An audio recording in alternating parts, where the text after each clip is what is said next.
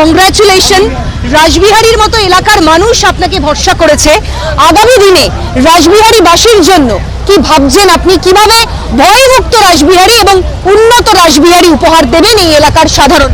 প্রথম কথা, যারা আমাকে ভোট দিয়েছে তাদের কাছে আমি ধন্যবাদ জ্ঞাপন করতে চাইছি।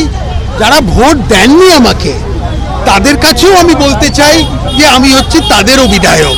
আমি রাসবিহারীর সব মানুষ, দল নির্বিশেষে আমি তাদের বিধায়ক, আমি সেটা চেষ্টা করব।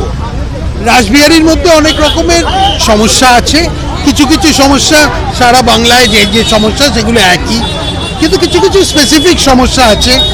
সব থেকে বড় হচ্ছে যে এখানে যে তোলাবাজির কালচারটা যেটা আরম্ভ হয়েছিল সেটাকে আমাদের খতম করতেই হবে। আমরা অলরেডি আরম্ভ করে দিয়েছি এটা।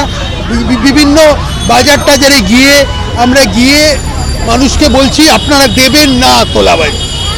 কলকাতা মানে তৃণমূলের একটা শক্ত গড়, সেখান থেকে জয় ছিনিয়ে আনা মানে Tollygunge, Rashbehari, Bhowanipore, not a matter of joke.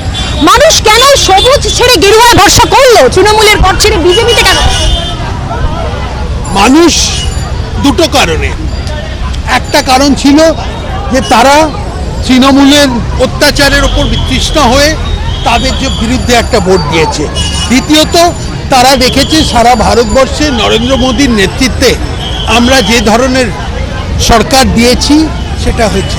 আর আমাকে হয়তো একটু কিছু ভোট এক্সট্রা পেয়েছি, হয়তো আমি এখানকার স্থানীয়, অনেক দিনেরই আমার দক্ষিণ কলকাতার সঙ্গে একটা অনেক গভীর একটা টান আছে, সেইটা আমি রেখেছি।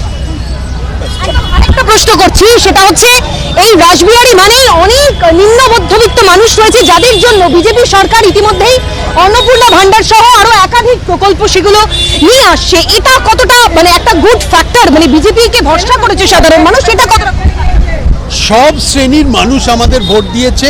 এটা একটা ভুল ধারণা যে নিম্ন মধ্যবিত্ত বা বস্তি এলাকার মানুষ আমাদের ভোট দেয়নি, সবাই ভোট দিয়েছে।